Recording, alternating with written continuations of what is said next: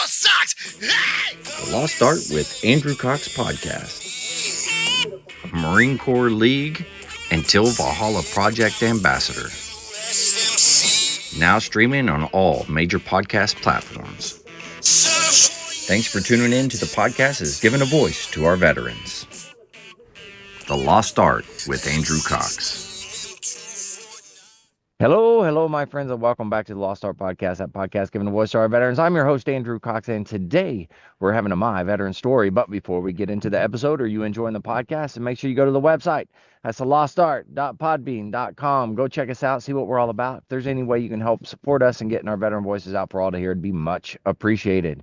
Also, a big shout out to the Till Valhalla Project out there doing amazing things. If you don't know anything about that organization, go to their website. That's tillvalhallaproject.com. If there's any way you can help support them, please do so. And last but not least, for all you Marines out there, you jarheads, even you FMF sailors out there, there's a place for you once you get out. That's right. It's called the Marine Corps League. Go ahead, go to their website. That's mcleague.org. Go check that out and become a member and help us get our numbers up.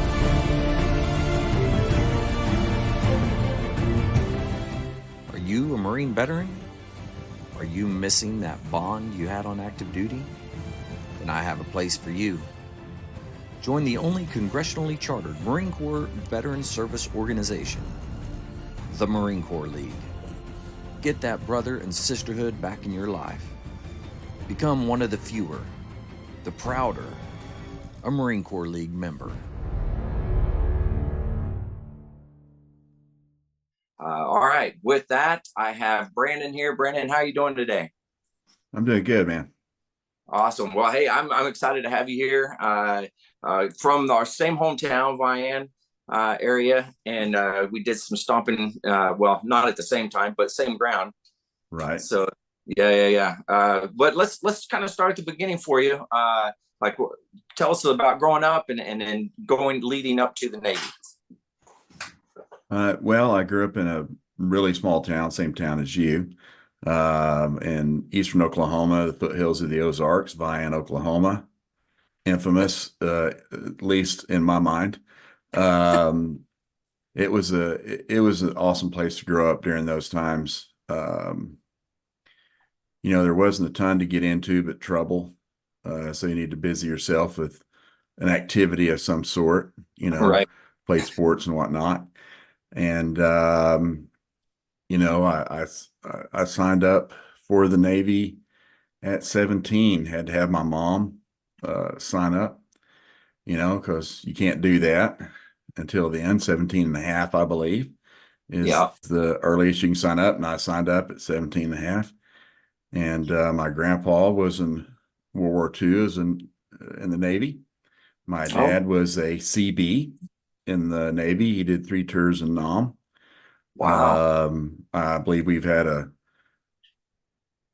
somebody in my family, all the way back to the Civil War. Every generation had been in combat. Now after me, I believe that died off, but I was the last in the chain of, someone being in the military and experiencing combat. So Wow. it was something that I just felt like I needed to do. I didn't really have a lot of options. I felt, so, nobody really talked to me about college. It was, man, our generation, the Gen X generation, they just kind of like that, go outside, Yeah. whatever. That's right. Just good luck. But, I never felt restricted, but not encouraged, to go to college. And quite frankly, I needed to go to the military. I knew that I was going to get in trouble if I did not join the military. I enjoyed myself a little bit too much sometimes when I was not playing sports. And I knew that kind of activity would probably end me up in prison at some time if I kept doing ignorant stuff. So I joined the military, and I found out in boot camp that some of those guys were there by court order. It was join the military or go to jail. So I was like, huh, glad I wasn't doing that. So joined the military, and that's how it started. Yeah. And what year was that you joined up? 1988. I 88. went Okay. in August of 88 at the end of my summer. I enjoyed my summer, um, doing absolutely nothing, but getting a tan and working out, Yeah. um, and went in and, I wanted to be a corpsman. That was my main goal. I wanted to serve with the Marines, but I wanted to do something medical, and that's the only way you can do that is you know, is to be that. So Yeah. Very true. Wow. So, okay. So you joined 88, right. and then it was off to boot camp for you up at, where did you go to boot camp? Great Lakes. Great Lakes Okay. up in Illinois, near Hmm. Chicago. We called it Great Mistakes. Um, that was the old joke. Uh, Man, we were, military Navy boot camp, not military, Navy boot camp was not physically tough at all. It just wasn't. It was all mental games, and they did a very good job at that. Our uniform inspections during boot camp and even my school was just as intense as any uniform inspection I had when serving with the Marines. So they did a good job at putting that pressure, you know. So I commend them for that. Um, they, you got to do like swim qual and normal stuff like that. And right before that, and of course, if you know how to swim, it's not a problem. But they had a big whiteboard or something like that up, and it said Navy 1 recruits 0. It's kind of odd, and one of the recruits drowned. Whoa. And and so they said Navy 1 recruits 0. That was that was how they started the lecture for swim qual. And I was Wow. like, oh, wow, this is brutal, attitude wise. Uh, it's not funny because the guy drowned, but I was like, you had to laugh a little bit because you're like, Jesus, these guys are, you know, uh, Yeah. something else.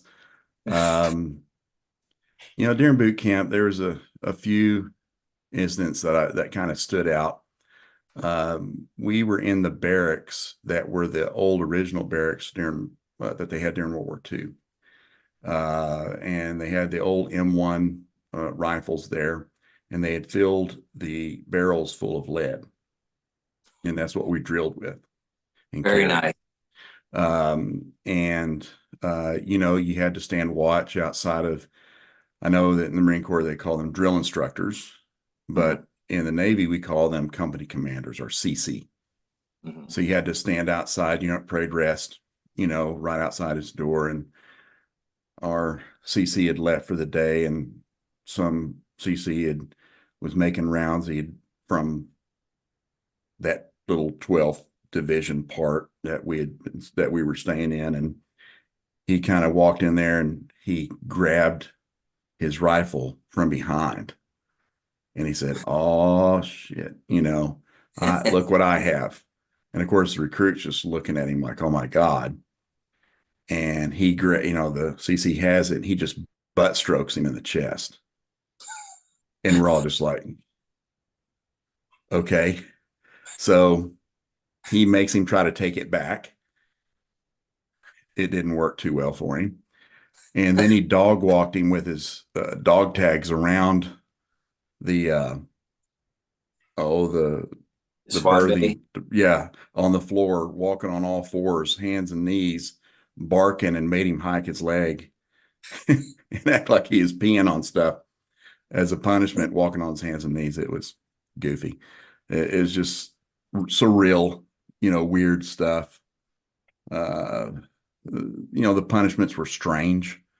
Um, if you got in a lot of trouble, they would take the whole group of us and make you put on every bit of gear you had, turn on the showers Oh and go no. do PT inside with the steam on.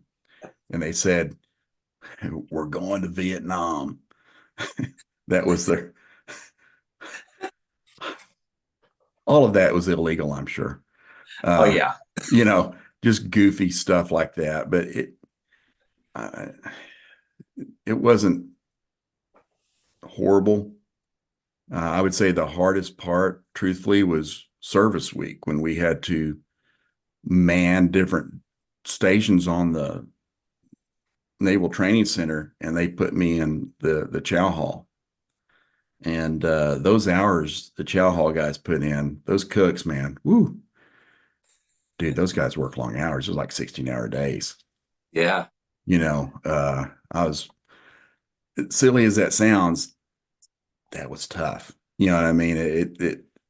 Just because you were awake so much, you know, for that time, you know, getting about 3 hours of sleep by the time you'd squared yourself away. So, uh, you know, graduated, family came up for boot camp graduation, my mom and my little brother, and I had a girlfriend at the time. She came up, and um, our company commander had told us all to get rooms at this one hotel. I'm sure he was getting a cut or something like that. You know, he Yeah, wouldn't have told us that probably. for, you know what I mean? There's no reason for that. And there was a bar in there. And of course, we're all under 21, but we're all down there drinking. And stupidly enough, he was our main company commander. There's like two, you know, there's like the head guy and the junior guy. And the head guy was he was the bad cop. You know, there's always good cop, bad cops, you know, that one that will kind of break it down and maybe kind of help you, and the other guy just blasts you all the time. Mm-hmm. So the head one, our main company commander, he was in there, and man, he was drunk. And he said some derogatory stuff to my girlfriend. Ooh. Yeah. And so I make a go at him. Me and him about get into a fight, actual physical fight. They break us up. I'm a little bit drunk too, not thinking properly. And all that gets settled down. We got to go back to boot camp because for a week of processing. Oh yeah. I think that I'm going to die. I mean, I should have just not said anything or even acted like I was going to lunge at him. He didn't say a word about it. He didn't even say nothing to me the whole time. I got so lucky. My life was in his hands.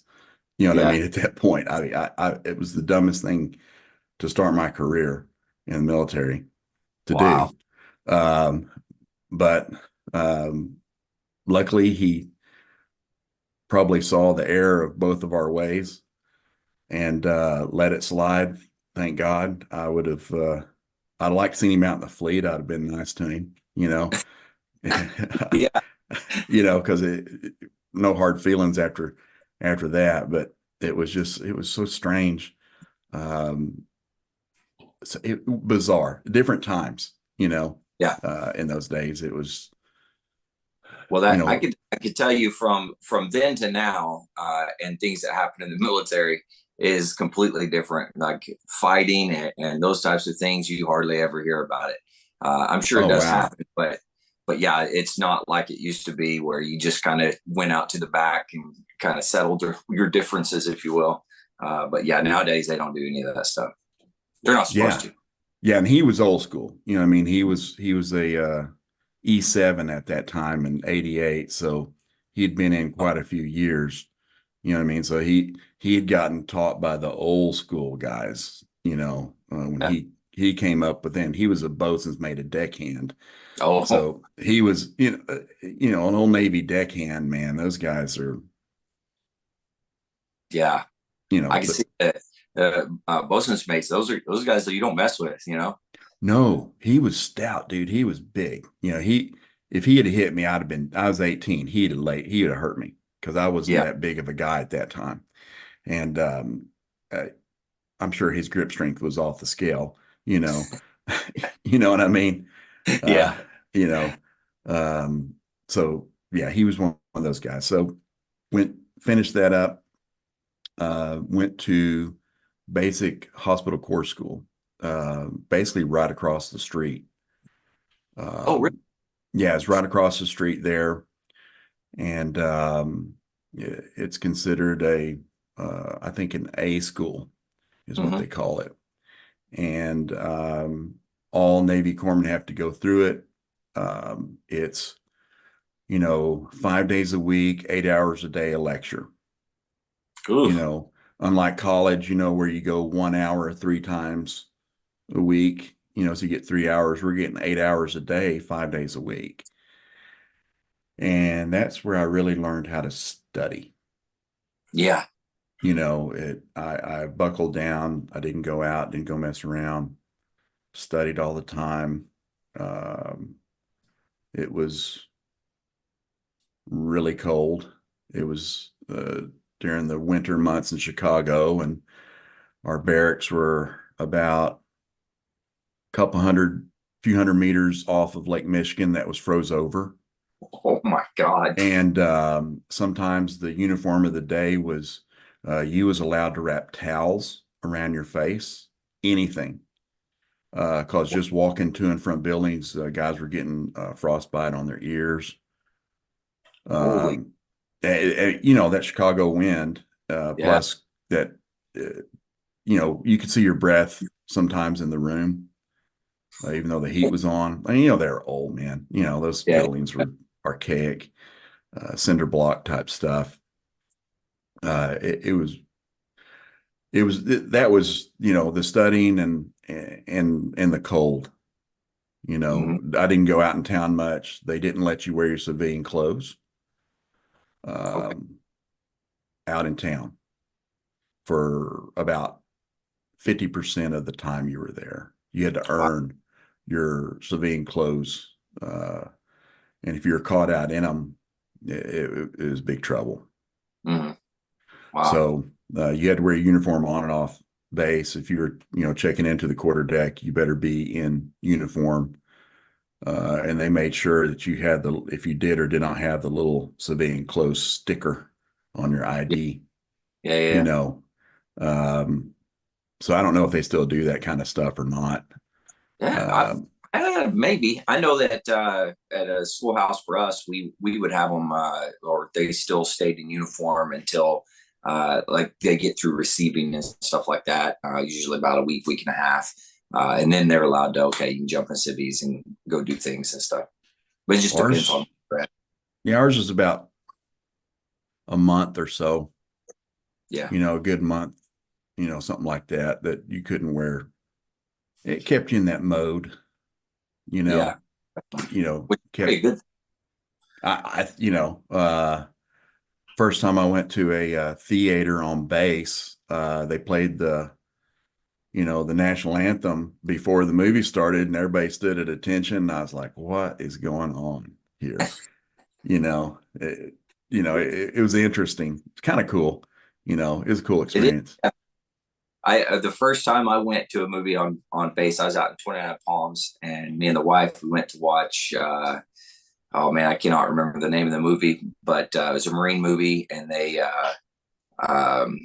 up at an embassy, and he tells them to open up, on the crowd that was out there, and at that point, the entire place, it was packed, completely packed.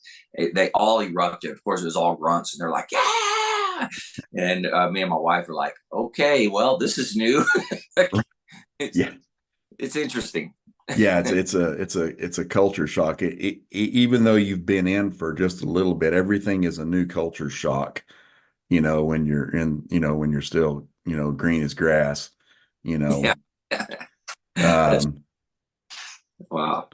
So um, how did you find your schooling? Was it tough for you, or what? Like, because I imagine that you're doing a lot of medical stuff, so it would be kind of tough. yeah, I thought that, for the time given, they packed an incredible amount of information in. It was, like I said, 8 hours a lecture a day. So, and then you had to, go back to your barracks and do whatever duties you had to do. But I studied every day, every day. We might take like Saturday off, Mhm. but Sunday you better be learned up, because stuff's coming, you know, reviewing stuff. I saved all my training manuals from it. I found them Oh, a few nice. years ago. It was kind of cool. Some of it was like, oh, that's super easy, but then I look at some, I was like, wow, they really got into that. Yeah. So, you got to be prepared to go into any part of the blue side of the Navy, the blue side of medicine. Um, because to go with the Marines, you have to go to another school. You have to go to field medical service school. Right. But they got us ready to go into general medicine. You could do all the necessary things pretty much. And then, of course, then you learn on the job. Then you get to your job, then you realize, wow, I only know a hair of what I should know, Yeah. you know. Um, so that it was intense. I must say it was intense. And I think that kind of set the tone for the rest of my civilian life, even when I got out, of how to buckle down and get after it and study. Yeah, that's awesome. So after that, did you go to a duty station or did you go directly to the field? Was it field medical? Yeah. So I went to a duty station. Okay. I wanted to go to field medical, but that was not what they wanted. They Hmm. wanted me to go to there, because they have billets to fill. And I got like a few choices to go. And I went to Cherry Point, North Carolina, which is the wing side of the Corps. Yeah. But I was there at Cherry Point Naval Hospital, and they put me in labor and delivery. Wow. Yeah, the the one thing that I went over in school, we went over that, and I was like, whatever they do, I don't want to do that. That's where they put me. And there were civilian nurses, they're GSW, whatever, uh, they're Navy employees, or Right. government employees. Um, and they pretty much sat at the desk, and we started all the IVs, started all the Foley catheters. Uh, we did the lion's share of the patient care. They had us, you know, breaking down rooms, setting up rooms for delivery. Um, it was intense. I was in on about I was there a little bit over a year, and I counted before I left. I pulled the logs because I wanted to see. I was curious. I was in on about 1,000 deliveries. No kidding. Holy cow. Well, they didn't champus people out then. Nowadays they don't really. What I've been told, they don't really do a lot of deliveries in the smaller naval hospitals. Right. And man, it. Sometimes it'd just be you and somebody else back there, another corpsman, and the majority of us were guys. So I just turned 19, and you're back there, helping these women deliver babies and Seeing setting things. up. Oh no. Oh man, yeah. It learned an incredible amount, truthfully. One of the nurses there, Lorena Glue, Mrs. Glue, she's an RN. She was from Boston, man. She was tough.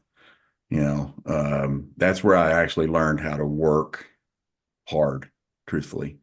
Yeah. I mean, it was so because we were the only department in the hospital that was given extra money, like your food. You get a food ration amount, a monthly amount. I don't know what it's called, like a food chit or whatever it is. Mhm. We got a few $100 a month because we didn't get breaks, no lunches, no anything. So you had to Oh, pack your wow. own food. Only place in the whole hospital didn't do that. So it was cool, that we got the extra money, but it was not cool because they had you working the whole time. Um, and And how the many, when you would have a shift, like how long was your shift? so the shifts were 8+ hours, but they were always plus, you know, Yeah. um, always plus. So they ended up at 10 hours. And, if we were doing nights, you did 7 nights in a row, Wow. and then you get 4 days off. And then you'd switch to AMs. Then you Okay. switch to PMs. And then you switch back to nights. And then you switch to AMs. And you go PMs and you go nights. Wow.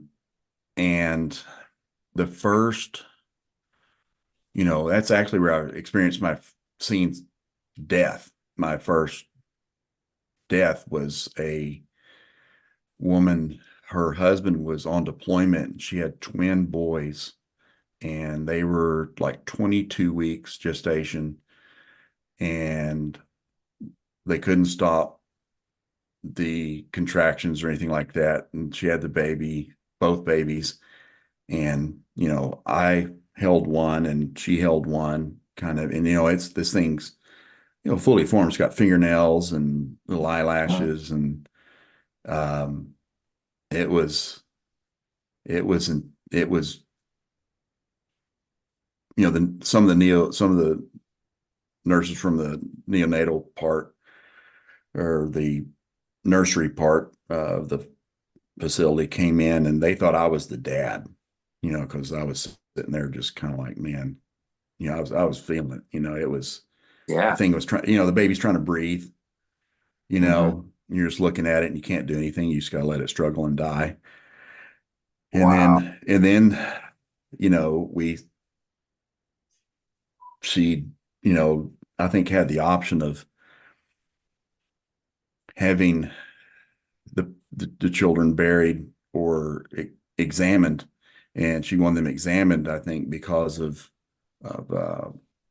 possible future issues of having babies and want to get them, see if there's something going on with that. So you take them and you go put them in these little tubs full of this formula.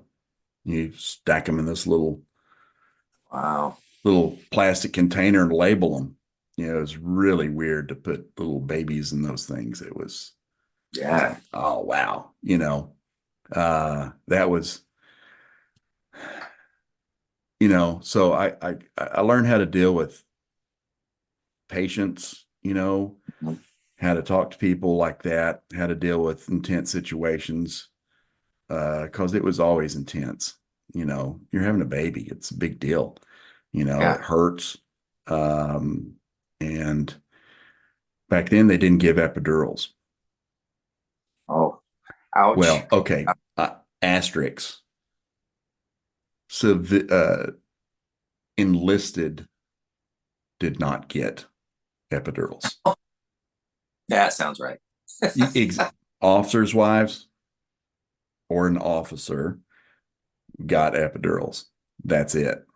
Everybody else was just like, you know, Uh, uh, raw dog in the world, you know, wow. it tough, man. So, did that during that time, man. I put in for every school. I tried to get, to get to go to field medical service school early. I even put in for jump school. Um, they eventually just told me, just stop. You're finishing your duty here, you know.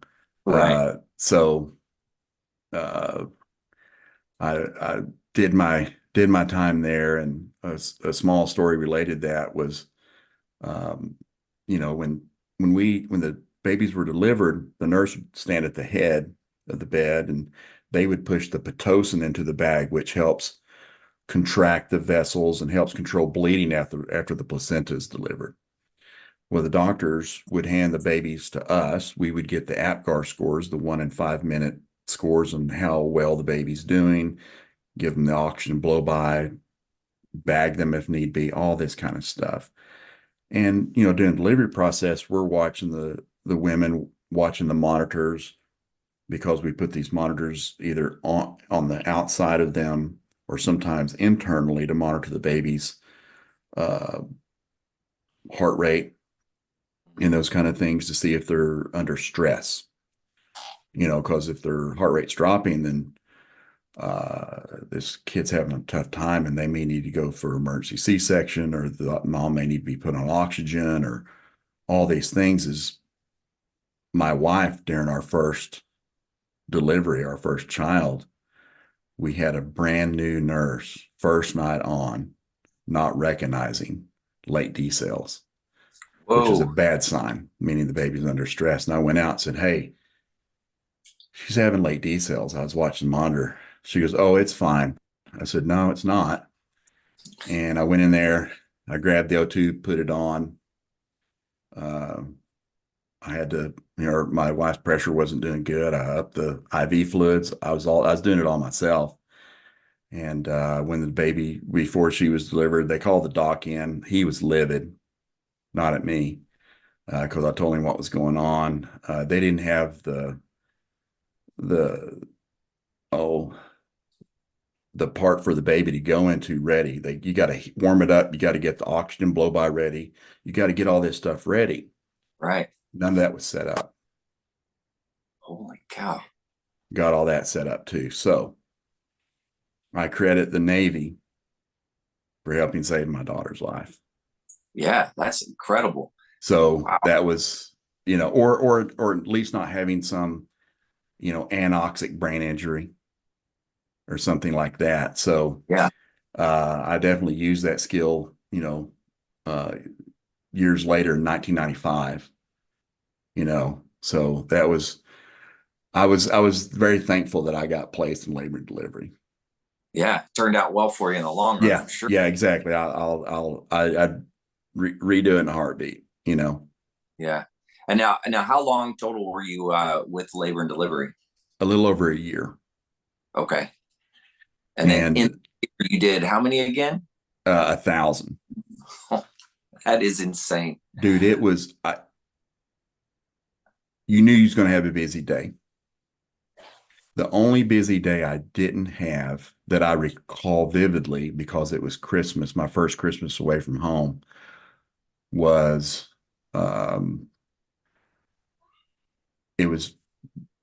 we got snow that year in North Carolina. Really weird. It was snowy, it was cold. And the only baby born that day was a stillborn. No kidding. Yeah, you know, we felt horrible because this, you know now that this woman is going to remember this. Yeah. For the rest of her life.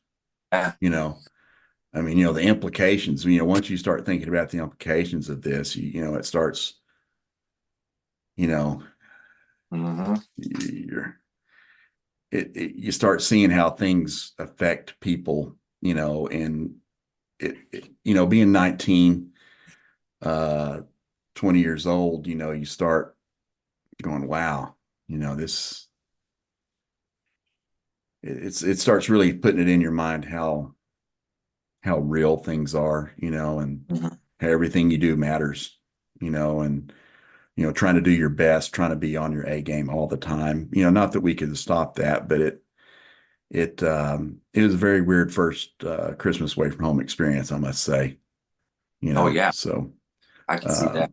Yeah. Well, now I got a question for you, because you were dealing with, you know, a lot of trauma of death and those types of things. Now, did they help you as far as like sit you down and help cope with those types of things? Was that happening then? No, there was no debriefs. Yeah.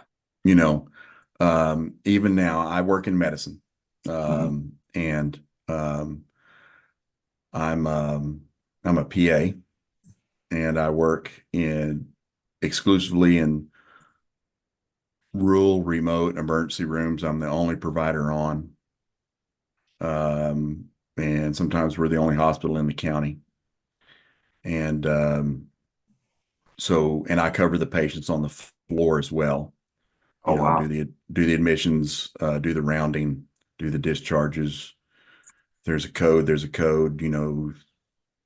Heart attack, strokes. You name it. Wow. That's what we do. So it's a little different now. You try to and you want to debrief people, and you want to do that, but sometimes things are busy and you just don't have time. That's in the ideal world, we would debrief people, but Mhm. somebody else is over there needing your help. Yeah. You know what I mean? You gotta go. So they try to do that kind of stuff, but it just, truthfully, it never really happens. I've had a few really bad ones happen in the ERs that I've worked at, and I've had a few get to me, just because it was a kid or Yeah. um, somebody that I knew. I took care of somebody that I knew that died uh, Yeah. in one of my emergency rooms, and it it, it bothered me for. Well, it still bothers me right now. You know what I mean? Yeah. It's so no, they didn't say nothing to you back then. Yeah. It Uh, was So it's just kind of you had to figure out how to cope with it on your own, or maybe with your buddies or whatever. If you're talking about stuff. pretty much, yeah, pretty much. It was just you know just it's expected career choice Right. stuff. You signed up for this, Hmm. so uh, not to say that we shouldn't have that, but it just doesn't happen. Yeah, that makes sense. Yeah, it does get busy, that's for sure. I Right, don't think I've ever gone to an emergency room or something like that and it wasn't busy.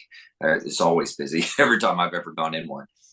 right. And that's a word you never say in the emergency room either, is you don't use the B word. Oh, If it's yeah. nice and chill, somebody says, it's not very busy in here. What'd you just say? Excuse me? Now you're going to have to help with whatever comes in. You just curse us all, you know? Yeah. Yeah, that Um, makes sense. yeah, you don't tempt fate like that. Uh, you know, it's just not something you do. Yeah. All right. So you did your time there, labor and delivery. And then Yep. where did you go from there? What happened next? I finally got to go to Field Medical Service School. I don't know if they still call it that. I believe so. It's at Camp Johnson, which is part of Camp Lejeune. Mhm. It was in the summer. I think we started in August. And, there's swamps down there. It's wet. And, I'd already been in for a little while, and, they put us in these open style barracks, and it's ran by Navy Corpsmen and Marines. So it's a Oh, wow. dual. So they're like drill instructors. Hmm. And I'm sleeping in a rack, and they come in and they throw the empty trash can down the middle. Yeah. Get up, wake up, and I wake up and I'm like looking at this guy like, what in the world? He's like, get your eyeballs off me. And I'm like, okay, this is it. This is all right. Now I'm here, Um, it was, now that was physically demanding. Hmm. It was a physically demanding thing. Um, got indoctrinated into the Marine Corps mindset, most definitely. Because it's all voluntary, you don't have to go to this thing. So you're choosing to go green side. Um, and the humps, going on those long humps, full packs, Hmm. and also getting good grades was a really big deal, along with being physically fit. And I had trained myself to an insane level before I got there because I knew it was coming up. So I was doing good as far as, pull ups. I was maxing everything more than, Right. and the the mental part of that, the test taking, whatever platoon did the worst had to carry an anchor during humps. Oh no. Like this little, like a metal anchor. It was heavy. So with a rope. so, so you didn't want to be the anchor platoon, because it pays to be a winner, Yeah. type stuff. And it was intense. It got me up to speed, on, what it's like what they expect out of you, not only mentally, but physically. Uh, you know, we're doing the Marine Corps PFTs, and then if you do 20 pull-ups and they see that you didn't struggle, now go do some dips. You did that too easy. Go do some dips, go get on dip bar, pump out a few, you know, Very nice. uh, and you happily do that, because you're you're young, you're bucking up, so Yeah. um, you don't get to choose which unit you go with. I wanted to go wherever they wanted to send me. And I got sent to 3rd Battalion, 10th Marines. Hmm. There in Camp Lejeune, Yeah. artillery. The unit I was actually with was 312, who was an attached unit, who was out of Okinawa, but they had never unattached them from Vietnam. Wow. Yeah, That's and so it really weird. So we were 312, but we were actually 310. So I don't know why they did that. We just were, kind of the bastard children of 310 a little bit, yeah. And they relished in that. Yeah. They liked Sure. being a little bit different. Everybody likes to be a thorn, you know, go across the grain a little bit. Everybody likes to go across the grain a little bit. It's a matter of pride to be, you know, uh, Be a given little. less and expected to do more. Everybody, Yeah. Yeah. feels that way. Yeah. So it was a good introduction, and I got lucky, and I got with a great group of guys. Truthfully, I always felt like I was where I was supposed to be every time. Nice. So I always felt that way, and I feel fortunate. Yeah, definitely. Now, and at that point, kind of walk through what was your kind of your daily schedule with those guys. Like, what was your job? What did all of that entail? So, regular, I was single, living in the barracks. Um, I had well, my roommates were Marines, you know. Um, Wake up 5:30, go to formation. If you need to pick up cigarette butts, you need to pick up cigarette butts, you know, make police the yard, and get the general information of the day, and then everybody disseminates to their own area. And mine was battalion aid station, and they had you doing whatever work that happens in a battalion aid station. One day you might be filling prescriptions or doing sick call or messing with charts or whatever. But we did a lot of in the field training. I think because during that time, the Gulf War was already stirred up. Mhm. It had stirred up during my field medical service school.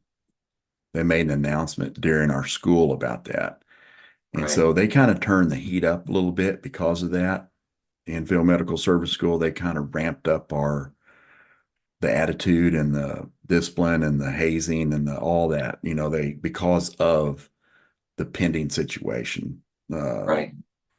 So when I got to our unit, pretty much just within a few weeks, maybe a couple, I was out in the field. Yeah. And for guys that, for your first time out in the field, you get jumped, you Yeah. do, and I knew it was coming. I was told that I was going to get jumped. And there was two of us that was new to the unit. It was me and a Marine. And I knew it was coming.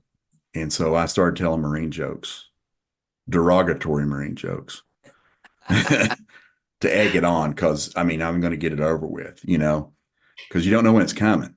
Yeah. I didn't want to be surprised. So I'll tell you the joke I told, one of them. All right. Yeah. This is the other one I can't say because I'm still a professional. I'll tell it to you when we're either off camera or I'm retired from my There medical you go. career. But one of the jokes was there was 4 Army Rangers.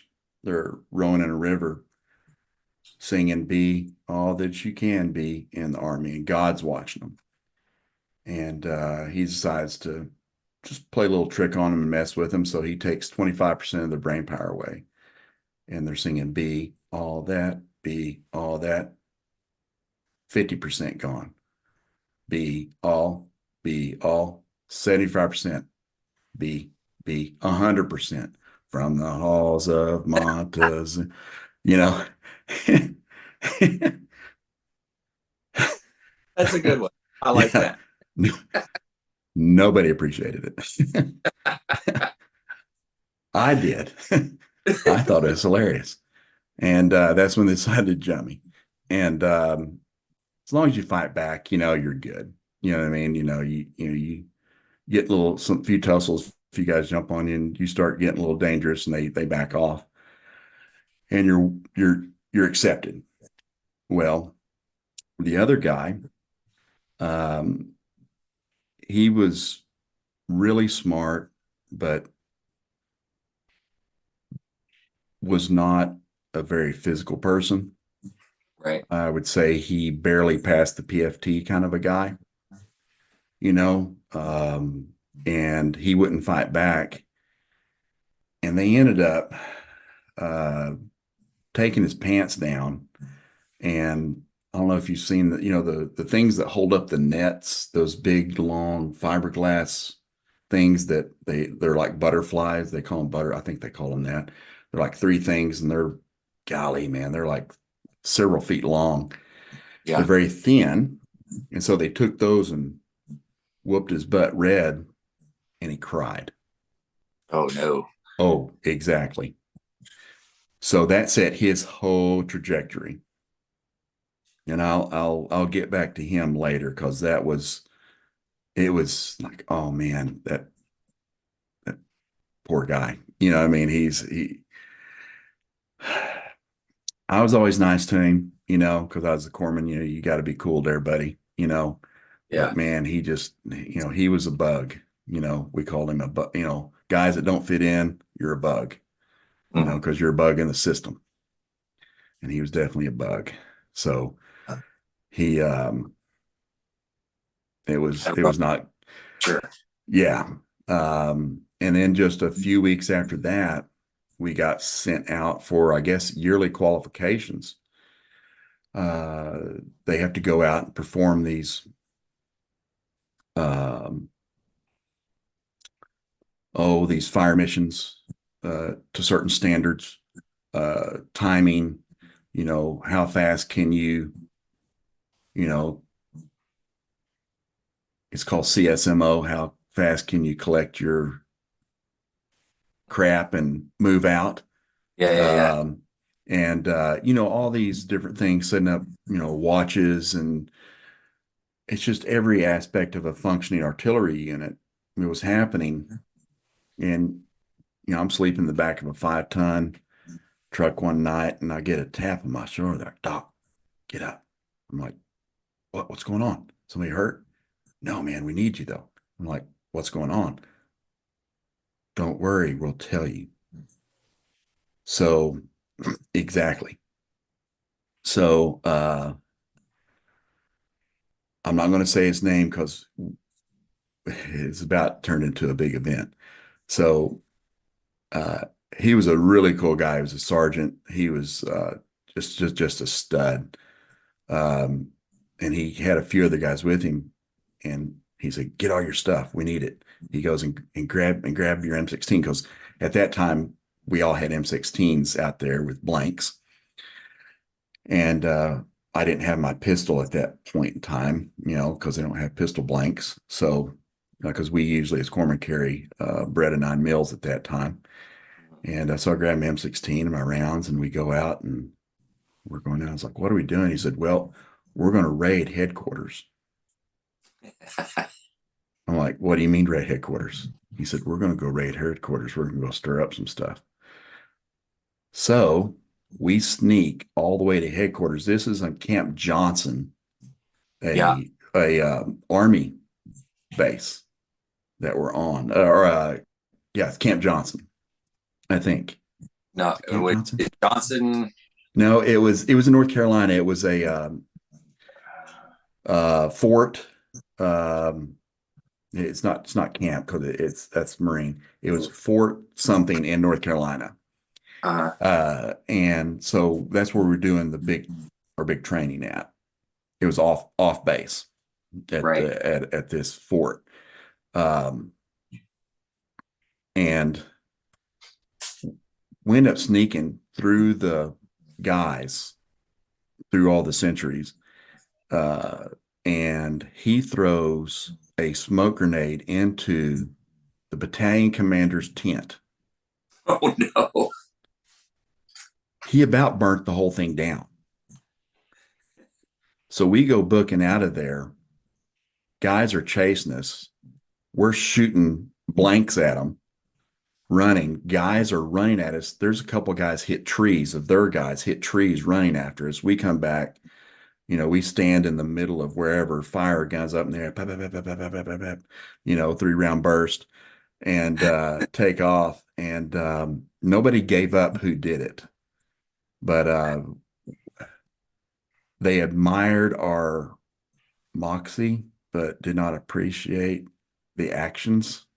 It was just silly, just fun, silly stuff that if we'd have gotten caught, we'd have been in so much trouble. So I was glad they entrusted me enough to I'd only been there like a month, and they're like, "Yeah, man, you're not going to rat nobody out." I was like, "Awesome, I'm in," uh, so that was kind of cool. Wow. And then, golly, not even just a few months later, we were deployed to Kuwait in December. Okay. And got there at base camp 15, and got briefed on what was kind of going on. And Christmas morning, we had to dig a whole bunch of fighting holes, because Saddam Hussein said he's going to deliver us Scud missiles for Christmas. And so we got all that ready. And right after that, we went out to the field just a few days later, and that's when all that kind of kicked off. Wow. So you were there for the whole thing at that point. Yeah. Yeah. Okay. So kind of talk us through a little bit of your experiences there while you were there in Kuwait into Iraq. Did you know you just pushed them back to Iraq? Yeah, right? we went all the way to Kuwait City. Got it. Okay. Yeah, we went all the way to Kuwait City. Now, we were very upset that we did not get to continue. We were not happy that things ended so quickly. Yeah. It was not something that we thought we should do. They said that we, at the end of it, you completed your objective. And we're all like, all these objectives were just made up. Have another objective. You know what I mean? Let's go get this guy. Yeah. We're here. So that was the whole thing. So, um, man, there were so many logistical nightmares. Um, we we ran out of MREs. We got down to where they made us only eat 2 a day. Nice. And not that, I mean, one MRE has plenty of calories. You just don't have the volume of food to make you feel full. But, so they, this is why we're just kind of living out in the desert, moving around. It was awesome to sleep at night because it was cold. And you could see stars from each horizon, on 360, all the way. It was like, I mean, it was beautiful, beautiful at night. Yeah. It was really cool. Until the smoke from all the oil fires, because, he blew up a ton of The oil wells. the oil wells, and that was a whole nother thing. You're living in soot basically. But we had ran out of MREs, not ran out, but we were on limited supply, and they tried to make it up to us by bringing a hot meal to us. And so they trucked this hot meal to us, but it took like 20 hours to get to us. By the time it was done, it was spoiled because it had been kept hot. Everybody got a bellyache from it. We were all so pissed off, man. So I had a couple of my buddies. They distracted them. I jumped on there and I stole all kinds of bread and all kinds of stuff off their supply truck. I ate so much bread that night. I the next night I got a bellyache. Yeah. I didn't know I could get bellyache off of bread, but we stole as much food. I'm up there just chunking out stuff while they're doing the old, hey, so what are you guys doing? All small Yeah. talking them, while we do a heist of food. you know, um, it was that eventually they got all that squared away. Eventually they got us some memories and all that good stuff. That's about the time when they had us take. They were they were called nap pills, I believe is what they were called. They were for to help with nerve gas poisoning. Okay. I don't know what the health implications of those things were, but I didn't take them. I don't know if they still know what. They don't. I didn't take them. A few of the guys take them. They were having horrible nightmares. They were having all kinds of weird side effects.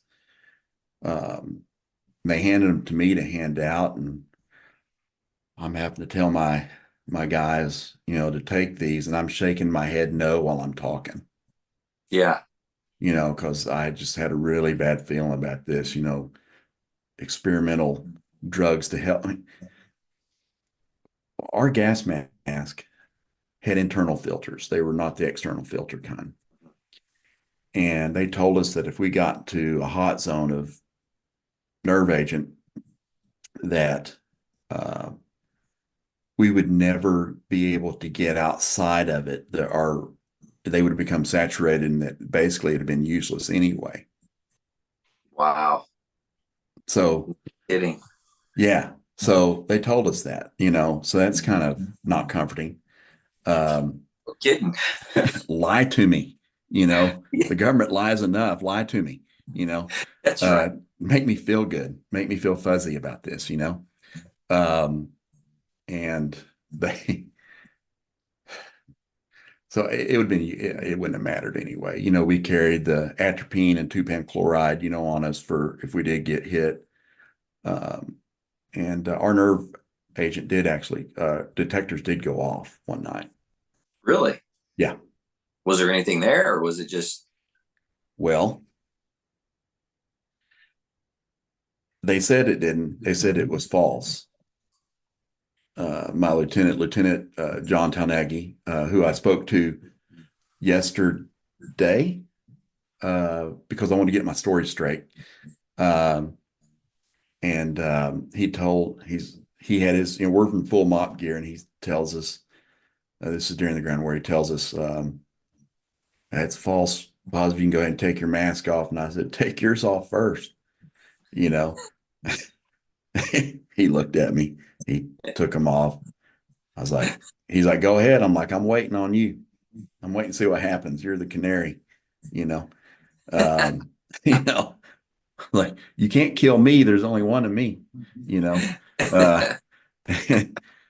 So he didn't die or get any twitches or start act like he had nerve agent poisoning. So supposedly not, but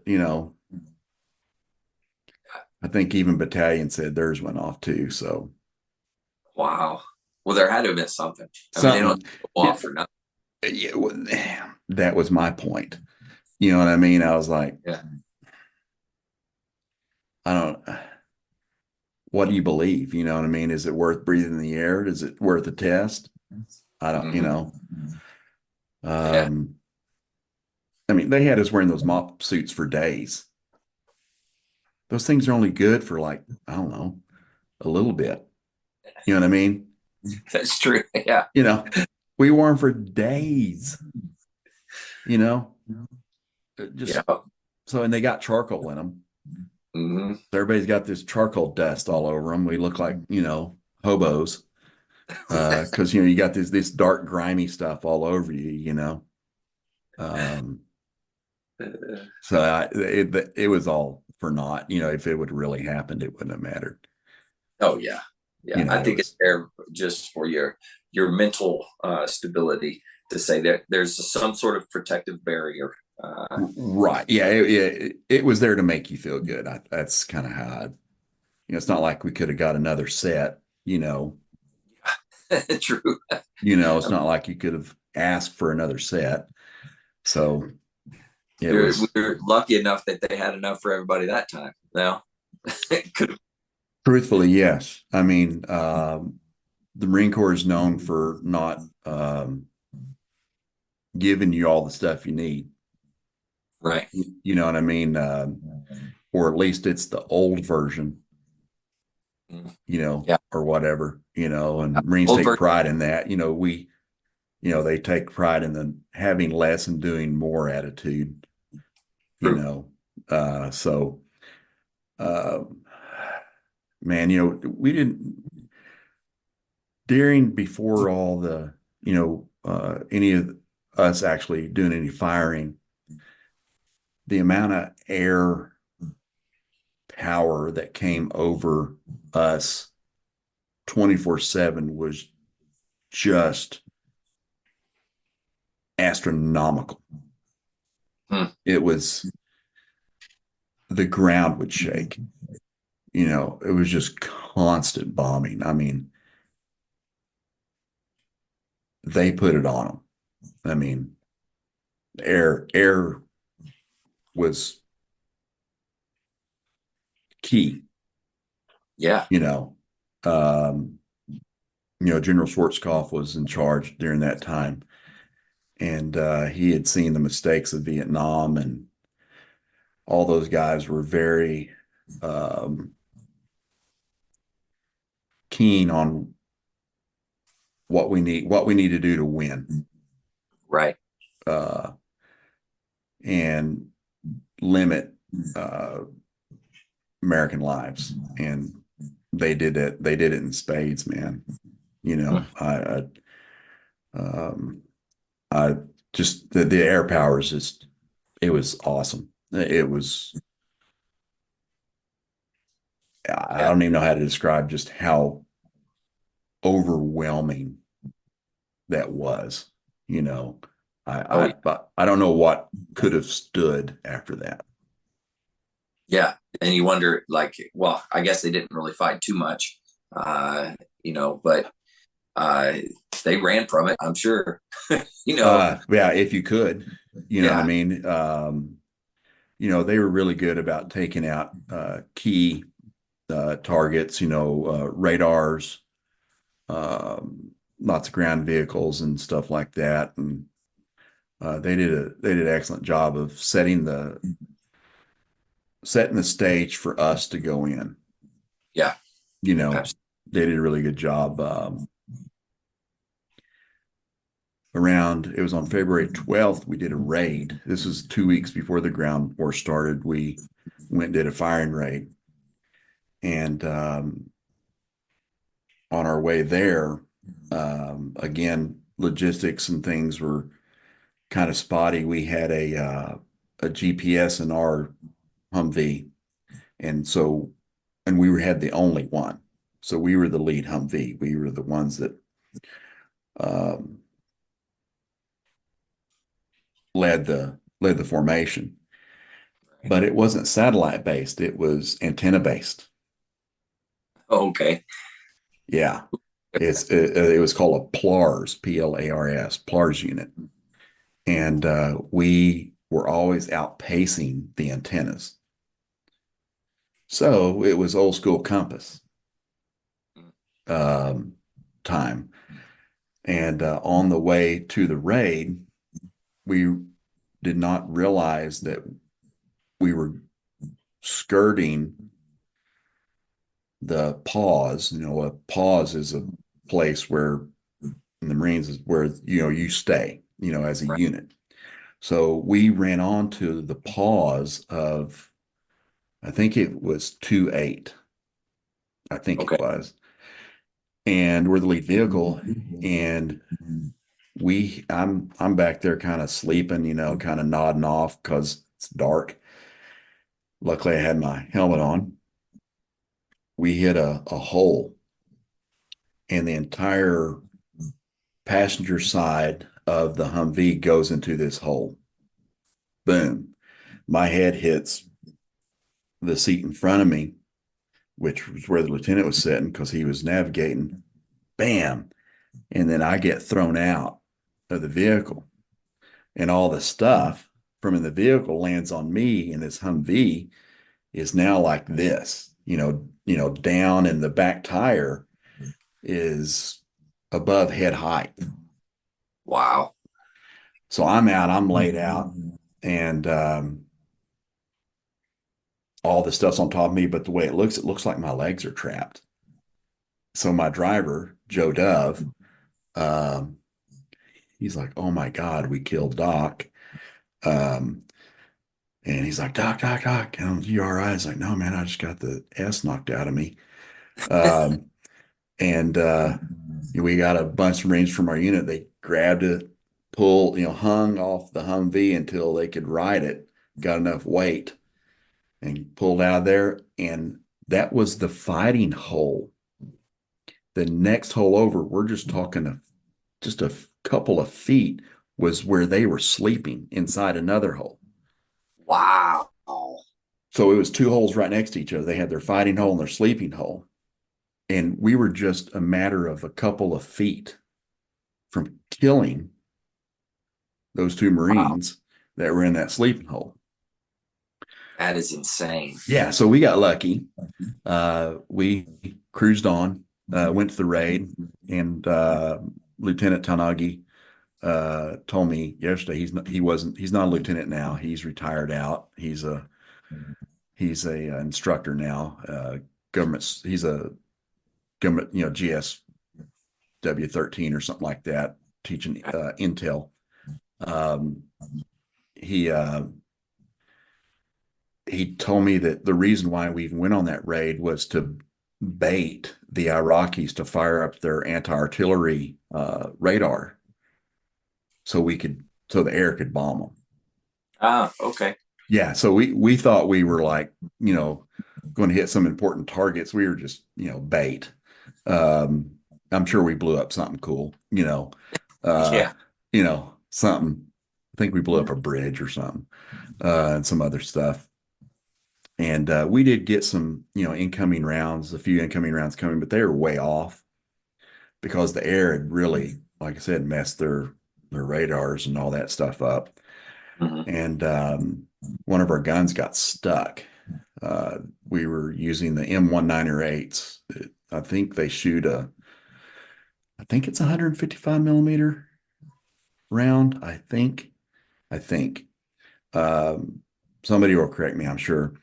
Um, Yeah, but I don't know anything about the yeah, artillery. yeah, my memory gets a little fuzzy on all the nomenclature. But they're M1908s, and these big guns are pulled by 5 tons, and when you have that, the artillery gun, you spread the trails and set them in, and they jack it up on this big disc, so they can pivot it when they lay the battery, when they triangulate it, get it everybody zeroed in on, so their fire direction center can tell you where to shoot. Well, in that part of the sand in that area, because each artillery piece is about 100 meters apart. Okay. Because incoming rounds with artillery, if we get counter shot at by them, it's about a 50 square meter kill radius and 100 square meter casualty radius per round. Wow. So you don't bunch all your guns together for that reason. Mhm. So we have 8 guns spread out over, 600 to 800 meters, and I covered 4 of them. And so that disc had gotten down into the sand and was stuck. So I booked down there, and I'm helping dig them out because I'm not doing anything. Nobody's hurt, Mhm. so I'm digging them out, and we're getting rounds in, and I'm like, man, you know, I'm glad they're bad shots, you know. Yeah. Uh, so we got them out of there. It was fun, to do. Everybody's, your first fire mission, everybody's just pumped, Yeah. jacked up on adrenaline. It was kind of awesome. And it wasn't for another 2 weeks that then the ground war actually started. Yeah. So, we had just done um, our raid, and it's always the unknown. You're out there, it's always hurry up and wait. In the military, I make that joke almost daily to my patients. I tell them, hey, hurry up and wait. This is just like the military. They're on waiting for results and things like that. So it was a hurry up and wait game. Sleeping on the ground, by that time, the oil smoke from the oil well fires it was something that it would get so dark that there were times when I could not see my hand in front of my face. Zero adjustment for your eyes. It was pitch black. You could only Wow. see with a light. Is because it's all that oil smoke is drifting in. I mean, if people's ever seen pictures, it and if the wind was blowing right, it would just overwhelm you. You're just covered in soot. You're blowing soot out of your nose. I mean, it's just black. I mean, it's oil smoke. Yeah. So it would just get heavy and hang in the desert, and it would be for miles and miles, and not just a couple. As far as we ever went, sometimes we would never get out of it. Wow. So it so again, logistics was an issue because of the oil smoke and getting to and from places and navigating. We were in direct support of 1-8. And we 1-8 from what I was told, was a unit that the current commander of 2nd Marine Division, apparently that was his old stomping ground. Okay. So this is what I was told. So he gave them preferred missions. In turn, that gave us a lot of firing missions. So once things kicked off, we were shooting wrap rounds. They were called rocket assisted projectiles. You're only supposed to shoot about 12 a day out of each tube for safety, because there's such a high explosive round. The amount of bags of gunpowder that you use, we were shooting about 50 a day out of each tube. Wow. Way above the regs, not included the other rounds that were being fired along with that. So once we got fired up, they was going off all day. I mean, just, if people have ever seen how fast artillery can be loaded, it is way faster than you think. It's a well-oiled machine how those guys work. And luckily, I got to be trained up with them and learn how to do that. It was really an awesome experience. And during that time, I learned that our driver for the Humvee, Joe Dove, he was a comm guy. So I learned how to run the wire, set up comm, so I got to learn a lot of really cool stuff out there. I helped him, and there's a lot of neat stuff. So being that we were helping 1-8, we have to be within a certain distance of them to help support them. Well, for some reason during one day, they got too far ahead of us. Oh. So our commanding officer, Captain Shook, not well loved. I'm serious, dude. That's a whole nother off-camera story. So he decides to, against battalion's wishes, because he asked to move the whole battery.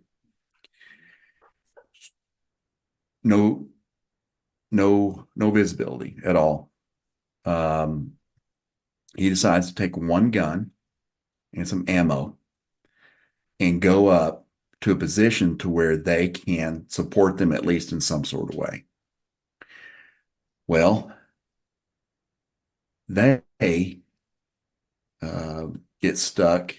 Well, they actually run into an Iraqi fighting hole. Oh, no. And so they're crashed into this hole. So they get on the horn and give Lieutenant Tanagi a call. They're like, hey, we're stuck out here. We need help.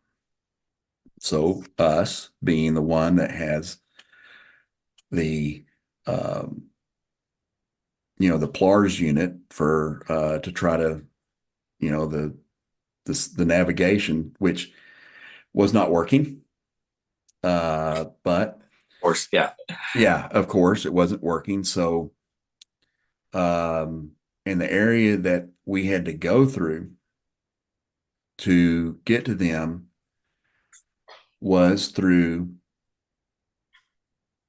areas that had been bombed heavily by us and our air and mortars and everybody. So plenty of things to be able to get stuck in or run into and those types of things. Correct.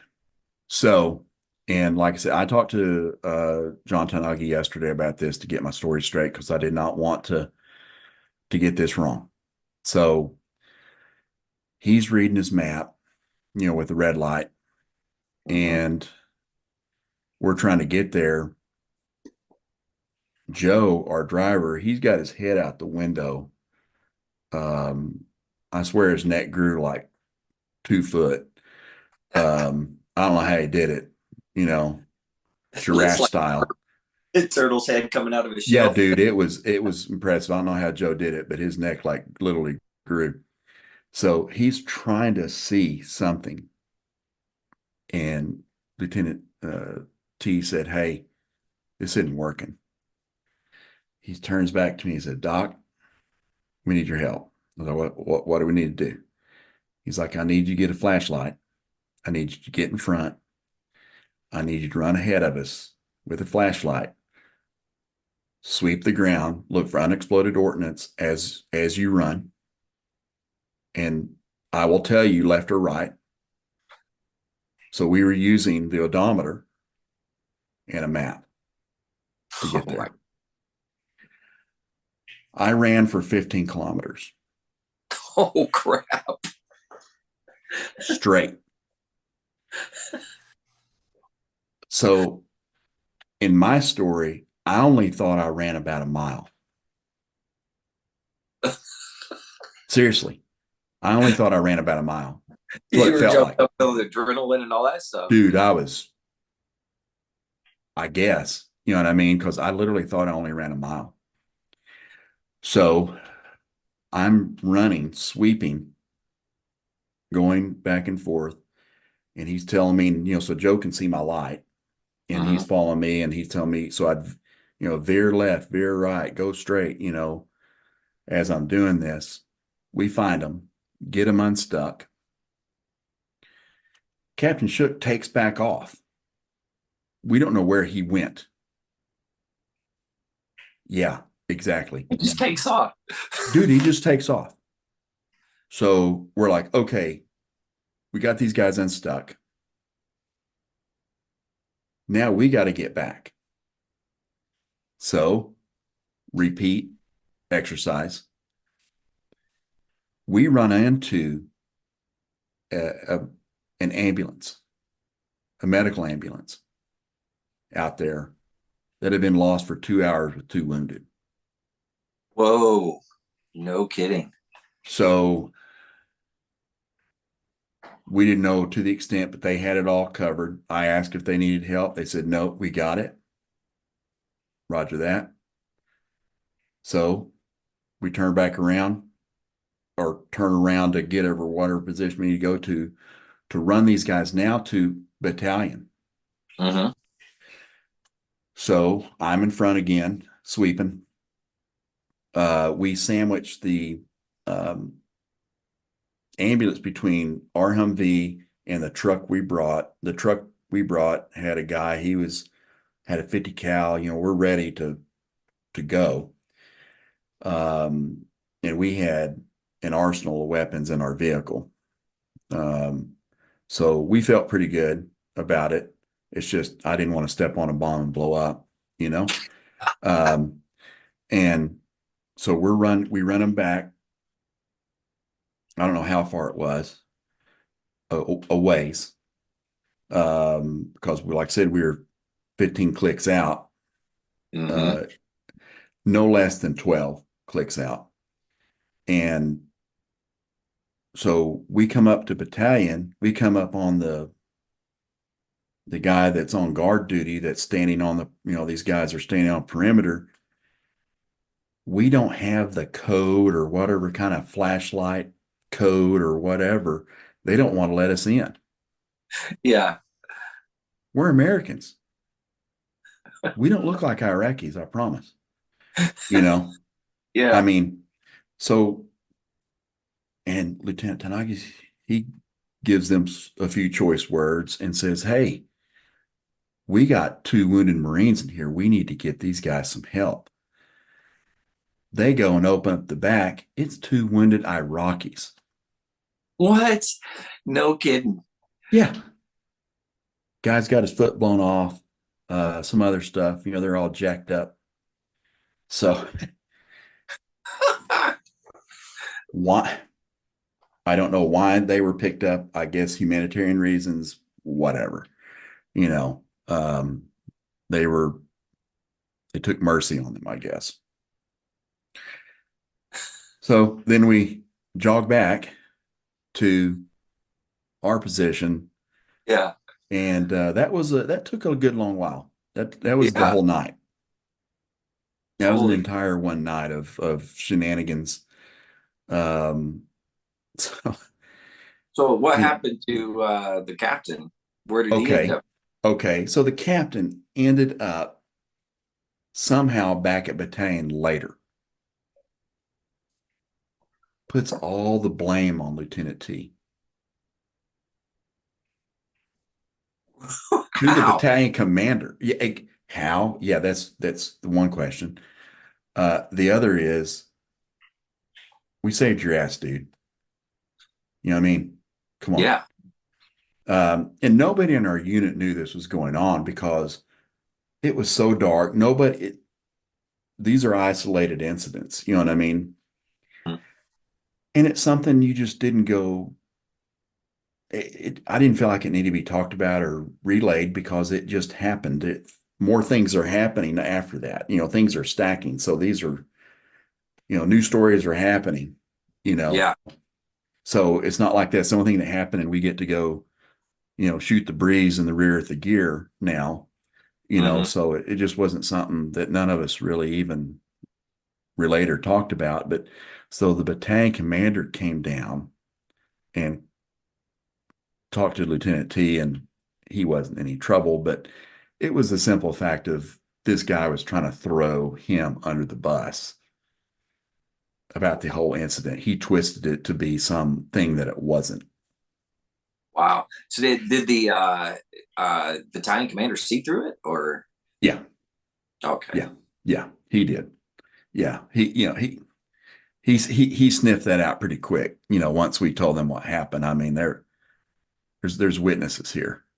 You know what I Hmm. mean?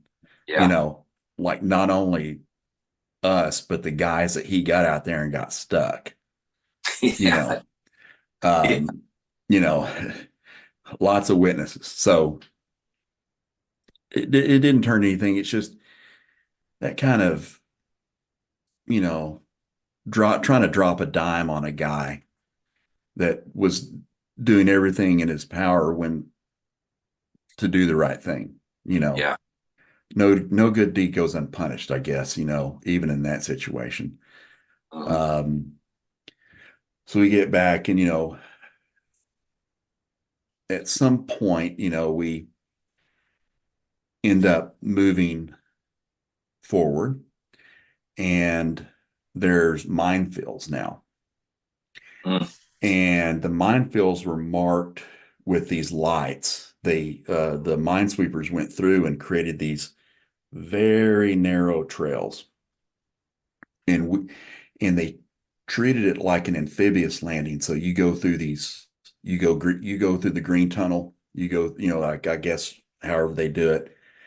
And so we had, I think it was green. We had the green pathway that we was going to go through, and there's an Amtrak, or I don't think it's an Amtrak, it's a armored personal Yeah. vehicle. It was right there on the side. It had gotten blown up right before we showed up. It was on fire. And you could see the lines in the sand to where from the green glow, you could see where the tire mark should be. And they had just gotten off. I mean, it was just gotten off. And we see that rolling up, but there's this other vehicle that has these loudspeakers playing at this insane volume. And it was the Marine Corps hymn. Really? Yes.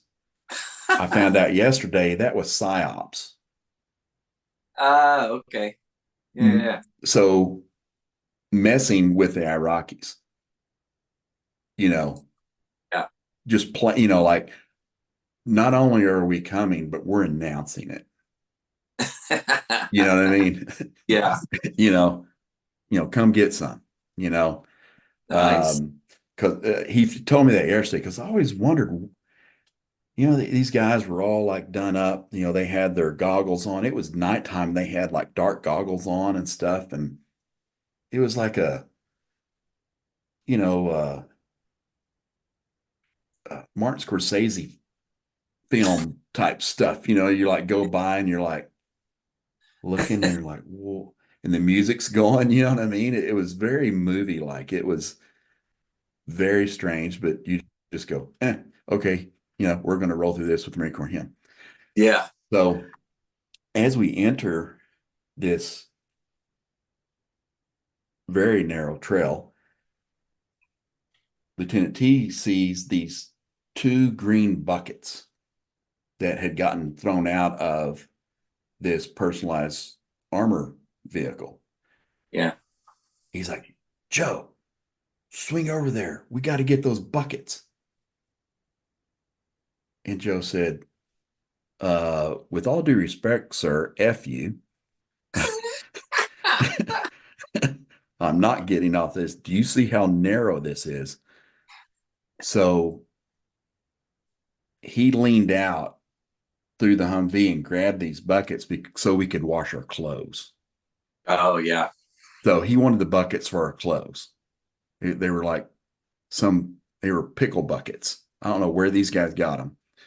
So he wanted to risk our lives for some pickle buckets. So we didn't blow up because Joe didn't get off the trail.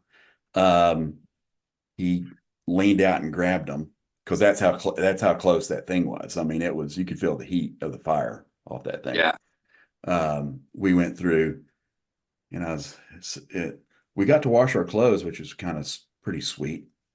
So That's that a was luxury. cool.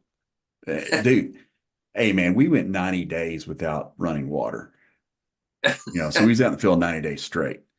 Yeah. So anything, as long as you shaved, you felt kind of clean, but it was nice to have some clean-ish clothes, in a washing bucket. That was kind of nice.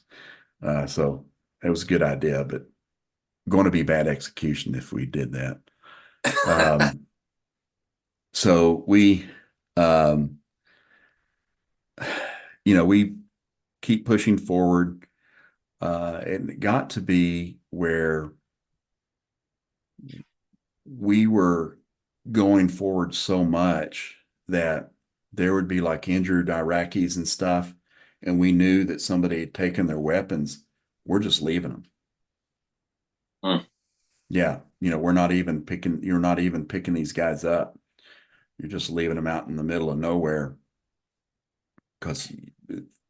And these were guys that were trying to surrender type of deal, or yeah, they were trying. As long as all their weapons got taken, and they were just left out there, and which was kind of a power move in a weird way, because it's like you can't shoot them, war crimes and whatnot, but just to leave them out there, just have the confidence, just to be like, we're not worried about you. It's like, wow, I mean, every time we go by somebody, everybody in the line of vehicles, everybody would point their weapons at them and just, kind of follow them, and these guys are just like frozen. I would just wave at them, I just smile and wave, I never pointed my weapon out. I just smiled and waved because I thought that was even more menacing. I thought entertainment, for entertain yourself, during these weird. You were doing your own psyops with it. You were right. Speaking of psyops, I don't know if you've ever seen these things, but they dropped thousands and thousands of these little pamphlets. I have a stack of them of different kinds. They're about the size of a dollar bill, and they had different graphics on them. One of them, it was white and it had a red bomb on it. and it had in Iraqi and then in English, basically it said, the next time this will be a bomb. Oh, dang. And it had instructions for surrender. It's pretty smart. Yeah. A couple of them, like I said, I have a whole stack at home. And some of them would show them looking all withered and tired. And then the other part, it would show the Americans all muscular, eating food, you know, Yeah. um, basically just showing them the stark contrast of this is us, this is you, Mm. you know. Um, and one of them said, it had the instructions on how to surrender about, having the barrel of your weapon pointed down and, having your hands up, having this or something in your hand, waving it. And it said, and if you do all of these, you will not die. Wow. And that's pretty cool because they have they're pockmarked with all the oil smoke, soot, and everything. I bet that would be worth money someday, you know? Yeah, I had I collected a whole bunch of them because I knew it was something that no one would believe unless they seen them. You Yeah. know, it's really cool if I'll take some pictures and I'll text them to you. Okay. Yeah, yeah. Sounds good. Yeah, it's pretty neat. So that was speaking of psyops, that was happening all during pre-ground war. They Right. would, instead of bombs, they would just drop these pamphlets and then they'd be blowing to us, you know. We'd be out there in the wind, hopping on them, gathering up these things. It's We pretty much, we pushed forward. We ended up getting some prisoners and, we set them out in front of the guns, kind of to the sides. Worst place to be if you're next to an artillery piece. yeah. Just the percussion of those things it's incredible. Can cause true internal damage if, we're shooting big rounds. But, we had to keep an eye on them, Yeah. so you sit them cross-legged in rows out to each gun. And we get right up to Kuwait City and they tell us cease fire. And we're all like, why? Why? Why are we stopping? So we're just sitting there. They're telling us it's over. I'm like, what? What? It's over? We're warmed up, just after a few days. Yeah. Um, and I turned 21 the night when we started, which was kind of Okay. felt weird. I was thinking, Yeah. yeah, young life cut short, you know, uh, I better not die on my 21st birthday. I'll be so pissed, you know. Um, so we're just sitting there, just stopped, and there's this building um, up off into the a little bit center of in front of us, but couple hundred meters, maybe. And about 3 hours later, this Iraqi tank, um, comes just barreling straight towards us, just coming, and it's coming. So we're all stopped in a line.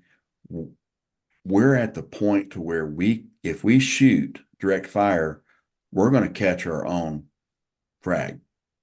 Oh no. So we're like, oh man, we're going to have to do this. Luckily, way off to our left, there's a unit that has some tow missiles. Mm. And we see a tow missile just, it hits that thing. It starts blowing up. And it caused some internal explosions from all the munitions in there. Mm-hmm. And the turret of that tank is flipped off of there like you flipped a quarter. No kidding. Wow. And the explosion, comes up, comes up out of that hole when it did that, and it flipped it off. And out comes this guy's body, like he was shot out of a circus cannon. And he's just ragdolling up in the air. And everybody's quiet. We see that guy go up, and then all of a sudden, everybody just like, just like erupts. You know what I mean?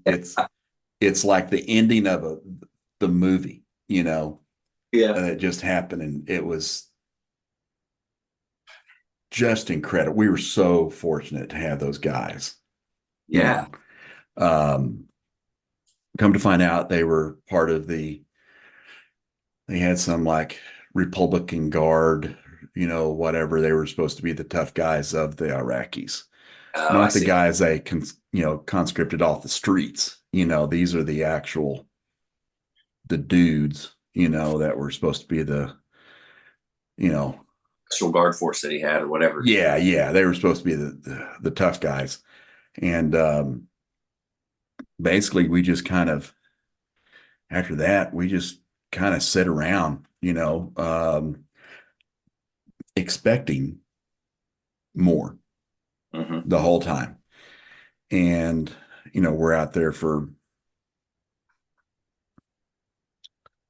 I don't know, it was a couple weeks or something like that, just kind of hanging out.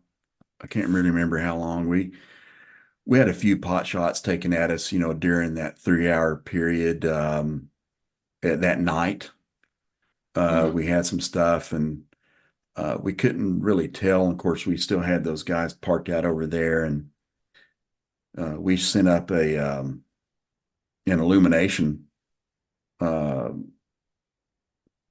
whatever they shoot, Mm-hmm. and the wind. It was supposed to kind of float, kind of float down, Right. and that damn thing floats over us from wind. So it just illuminated us.